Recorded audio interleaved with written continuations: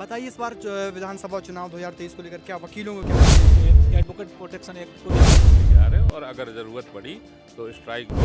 अधिवक्ताओं की तरफ कभी किसी भी शासन प्रशासन का ध्यान नहीं गया है, चाहे वो कोई भी पार्टी हो। क्या अधिवक्ता समाज का नहीं है? क्या अधिवक्ता वोटर नहीं है? किस तरह से हम शासन प्रशासन का कब तक हम सपोर्ट करते रहेंगे, कब तक हम वोट देते रहेंगे? कौन सी पार्टी है जो आप लोगों की मांगों को पूरा कर सकती है? बड़ा प्रचलन है कि झूठ बोलो कौआ पर। कांग्रेस की सरकार ने कभी अधिवक्ताओं के हित में कोई काम किया हो? छतरपुर की राजनीति पे वकील संघ क्या सोचता है? क्या जो छतरपुर में माहौल बन रहा है? देखिए, छतरपुर की जहाँ तक राजनीति देखा जाए तो वकीलों को कहीं ना कहीं ठगा गया है। कि छतरपुर को संभाग बनाएंगे, पर आज तक उस संभाग का पता नहीं है। एडवोकेट प्रोटेक्शन राइट, उसके बारे में थोड़ा दर्शकों को बता दीजिए। अधिवक्ताओं के ऊपर आए दिन हमले होते हैं। अधिवक्ताओं से बुराई मानकर वो अधिवक्ताओं पर जो हमले करते हैं, उससे अधिवक्ताओं की सुरक्षा हो। हर आदमी इतना सक्षम नहीं है, हर आदमी की इतनी वकालत का क्रेज नहीं है कि वो अपने परिवार को उचित तरीके से उधर पोषण कर सके। वर्तमान समय में वकीलों को सिर्फ एक लॉलीपॉप दे देती है। जब भी वकील लोग मांग करते हैं, बोले हाँ प्रोटेक्शन एक्ट लागू कर दिया जाएगा। वकीलों की प्रोटेक्शन एक्ट के अलावा और क्या मुद्दे हैं और क्या? हमारे इस छतरपुर को यहाँ के नेताओं ने यहाँ के जो खनिज संपदा है इसको लूटने के अलावा यहाँ पे कोई भी काम नहीं किया। यहाँ पे सबसे बड़ी नेता हुई उमा भारती, मुख्यमंत्री रही, 4 सेंटर में विभाग रहे उसके पास, आज तक उसने कुछ नहीं किया। तब तक वकील समुदाय इस भाजपा की बातों में आने वाली नहीं है और इसको वोट नहीं करेगी। क्या इस बार बदलाव हो सकता है? नमस्कार, पेप्टिक टाइम मध्य प्रदेश समाचार देख रहे हैं आप और मैं हूं आपके साथ आयुष शुक्ला। पेप्टिक टाइम की टीम लगातार चुनावी कवरेज कर रही है और मध्य प्रदेश विधानसभा चुनाव 2023 को लेकर अलग अलग वर्गों के पास पहुंच के उनकी मुद्दे, उनकी समस्याओं को सुन रही है। इसी तारतम्य में आज हम छतरपुर के वकील वर्गों के पास आए हैं और उनसे जानेंगे कि इस बार उनके मुद्दे क्या हैं, विधानसभा चुनाव पर उनकी राय क्या है और इस चुनाव में उनकी समझ क्या है। तो आइए सबसे पहले हम बात करते हैं। सर, आपका क्या नाम है? आशीष पांडे जी, क्या इस बार का चुनाव, आप इस बार के चुनाव को कैसे देखते हैं? क्या समस्याएं हैं और वकीलों के क्या अहम मुद्दे हैं इस बार विधानसभा चुनाव? विधानसभा चुनाव में वकीलों का जो हित है अभी तक हुआ नहीं है और ये हित सर्वोपरि है। इसके लिए हम लोग लगातार निरंतर शासन प्रशासन से मांग उठाते रहे, माननीय शिवराज सिंह चौहान से भी आग्रह करते रहे, है ना। हमारे विधायक जी के माध्यम से भी हम लोग आग्रह कर चुके हैं कि हम लोगों को अधिवक्ता प्रोटेक्शन एक्ट लागू किया जाए। हम लोगों की जो मूलभूत आवश्यकताएं हैं वो ही पूर्ति नहीं हो पा रही हैं। इन सारी चीज़ों को लेके, विभिन्न मुद्दों को लेके हम लोग हर जगह, हर निकाय पहुंच चुके हैं, लेकिन अभी तक कोई समाधान नहीं हुआ। हम लोग इस बार तो उन्हीं लोगों को वोट करेंगे जो हम लोगों का विकास करेगा। आप जो बता रहे हैं कि अभी तक आपकी जितनी समस्याएं हैं, जिनकी मांग कर रहे हैं, अभी तक उन समस्याओं पर, उन मुद्दों पर किसी ने आश्वासन दिया है? क्या बात हुई है? नहीं, आश्वासन तो हमेशा से मिलता रहा, लेकिन हम लोग आश्वासन को अब नहीं मानते। हम लोगों का ये है कि जब तक काम ज़मीनी स्तर पे ना हो जाए, है ना, जब तक वो कोई आश्वासन ही रहता है। जैसे हम पूरे मध्य प्रदेश में देख रहे हैं कि पटवारी संघ अलग हड़ताल पर है, सफाई कर्मी अलग हड़ताल पर हैं, अतिथि शिक्षक अपनी अलग हड़ताल पर हैं, वकील क्या हम लोगों का हड़ताल और स्ट्राइक के बारे में अकेले इंडिविजुअल कोई मत नहीं होता। हम लोगों का संघ जो निर्णय लेगा हम लोग उसके लिए तैयार हैं और अगर ज़रूरत पड़ी तो स्ट्राइक भी करेंगे। हमारे साथ और भी वकील हैं। सर, आपका क्या नाम है? अभिलाष पटेरिया। जी, बताइए इस बार विधानसभा चुनाव 2023 को लेकर क्या वकीलों के क्या मुद्दे हैं? क्या वकील क्या परिवर्तन लाएंगे इस बार विधानसभा चुनाव में? जो मेन मुद्दा है वो तो सबसे पहले अभी आपने देखा होगा कि एडवोकेट प्रोटेक्शन एक्ट को लेकर हम लोग लगातार हड़ताल पे भी चल रहे हैं। कि उसके अलावा माननीय अपने विधायक जी के द्वारा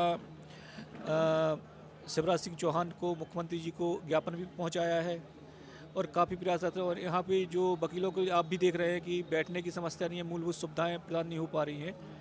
तो माननीय विधायक जी के द्वारा बोला, आश्वासन दिया गया है कि अगर हमारी सरकार बनती है और हम दोबारा जीत के आते हैं तो वकीलों की काफ़ी हद तक समस्याएं सॉल्व की जाएगी।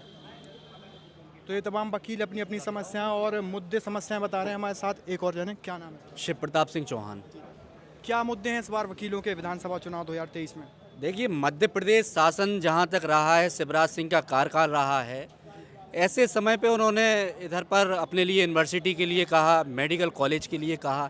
अधिवक्ताओं की तरफ कभी किसी भी शासन प्रशासन का ध्यान नहीं गया है, चाहे वो कोई भी पार्टी हो। ऐसा कहने में मुझे किसी तरह की हिचकिचाहट नहीं है। जहाँ तक देखा जाए, अधिवक्ता को ना तो आयुष्मान कार्ड उपलब्ध होते हैं, ना ही अधिवक्ता को किसान सम्मान निधि दी जाती है। क्या अधिवक्ता समाज का नहीं है? क्या अधिवक्ता वोटर नहीं है कि उसको इस तरह के लाभ क्यों प्रशासन से नहीं दिए जा रहे हैं? अधिवक्ता को ना ही कोई बीमा दिया जाता है। हम एक मांग करते थे कि अधिवक्ता प्रोटेक्शन एक्ट लागू किया जाए। मध्य प्रदेश की शिवराज सरकार ने अधिवक्ता एक्ट के लिए एक कमेटी बुलाई, पंचायत वहाँ पर लगाई, लेकिन आज तक उन्होंने अपनी मांग पूरी नहीं की है। जहाँ तक मेडिकल का है उसकी मांग पूरी नहीं की है। किस तरह से हम शासन प्रशासन का कब तक हम सपोर्ट करते रहेंगे, कब तक हम वोट देते रहेंगे? कहीं ना कहीं हमको भी सोचना पड़ेगा। जो भी हमारी इन सब मांगों का अधिवक्ताओं के हित में कोई मांग करता है और उनको पूरा करता है, वहाँ हम वोट करेंगे। जो हमको आयुष्मान कार्ड देता है हम वहाँ वोट करेंगे।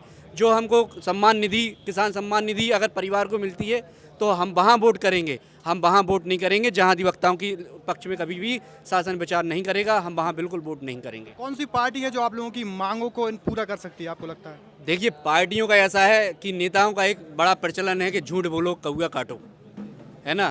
कोई भी पार्टी ने आज तक ऐसा नहीं है कि कांग्रेस की सरकार नहीं रही, कांग्रेस की सरकार ने कभी अधिवक्ताओं के हित में कोई काम किया हो, उन्होंने कभी अधिवक्ता प्रोटेक्शन एक्ट के लिए कहा हो। भाजपा की पार्टी सत्ता आई, उन्होंने भी कोई प्रोटेक्शन एक्ट के लिए कुछ नहीं कर रहे हैं। तो हम कई बार हड़ताल पे बैठे, भोपाल गए, वहाँ पर पंचायत हुई, मुख्यमंत्री के कार्यालय में पंचायत हुई, ऑफिस में पंचायत हुई, लेकिन आज तक कोई निर्णय नहीं निकला। इसीलिए हम लोग सब विचार कर रहे हैं कि अब हमें आगे क्या करना चाहिए। अब पार्टियों का देखते हैं कौन किसका आश्वासन दे पाता है। अगर हम लोगों को लिखित रूप से कोई आश्वासन कोई पार्टी देती है तो हम उस तरफ जाएंगे। इन तमाम मांगों पर तो वकील संघ अब क्या पहल कर रहा है, क्या कदम उठाएगा? देखिए, वकील संघ का जहाँ तक दायित्व है तो जो राज्य अधिवक्ता परिषद के उस पर हम लोग चलते हैं, और राज्य अधिवक्ता परिषद जबलपुर जो भी निर्णय लेगी उस पर हम लोग आगे जो भी उनकी रूपरेखाएं होंगी कि किस तरह से हम लोग इसका विरोध करें, हड़ताल करें, कहाँ हमको वोट करना है, किस तरह से हमको अपनी मांगों को पूरी कराना है, जिस तरह का उनका दिशा निर्देश प्राप्त होगा वैसा ही हम लोग करेंगे। छतरपुर की राजनीति पे वकील संघ क्या सोचता है? क्या जो छतरपुर में माहौल बन रहा है उस पर क्या है? देखिए, छतरपुर की जहाँ तक राजनीति देखा जाए तो वकीलों को कहीं ना कहीं ठगा गया है, क्योंकि हम लोगों का प्रोटेक्शन एक्ट हमने आपको पहले भी बताया है। और आप जहाँ तक शहर की बात करते हैं तो शहर में भी हम लोगों ने देखा है कि यहाँ से ओवर ब्रिज बनना था, वो अभी तक तैयार नहीं हुआ है। आप देखेंगे कि यहाँ पर मेडिकल कॉलेज बनाने के लिए बात हुई थी, आज तक वो काम शुरू नहीं हो पा रहा है।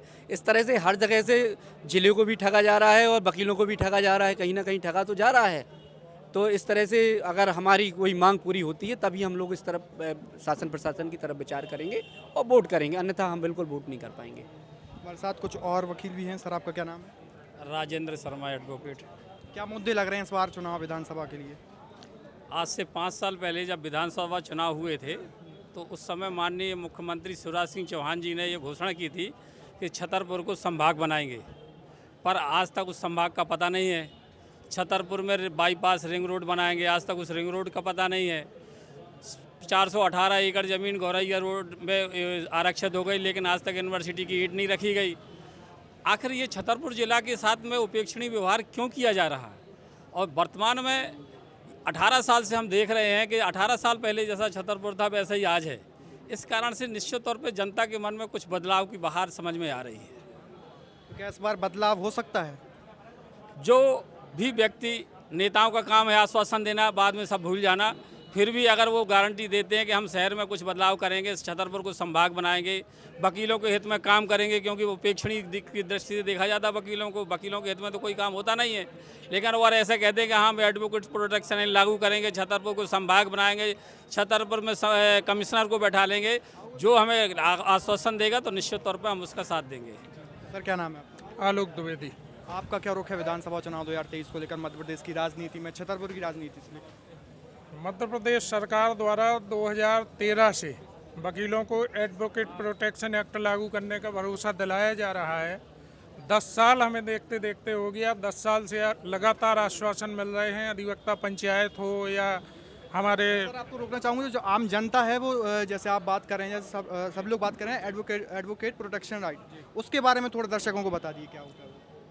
अधिवक्ताओं के लिए एक जैसे चिकित्सक प्रोटेक्शन एक्ट बने हैं, ऐसे अधिवक्तागण जो न्यायालय में कार्य करते हैं, देखिए अपराधियों से अधिवक्ताओं की बुराई हो जाती है। अधिवक्ताओं के ऊपर आए दिन हमले होते हैं। अधिवक्ताओं से बुराई मानकर वो अधिवक्ताओं पर जो हमले करते हैं, उससे अधिवक्ताओं की सुरक्षा हो और भयमुक्त रहकर अधिवक्ता न्याय का कार्य कर सकें, और अपने कार्य को अच्छे तरीके से संपादित कर सकें, इसके लिए एडवोकेट प्रोटेक्शन एक्ट आवश्यक है। राजस्थान सरकार ने एडवोकेट प्रोटेक्शन एक्ट लागू कर दिया है, लेकिन मध्य प्रदेश सरकार द्वारा 2013 से लगातार आश्वासन दिए जा रहे हैं।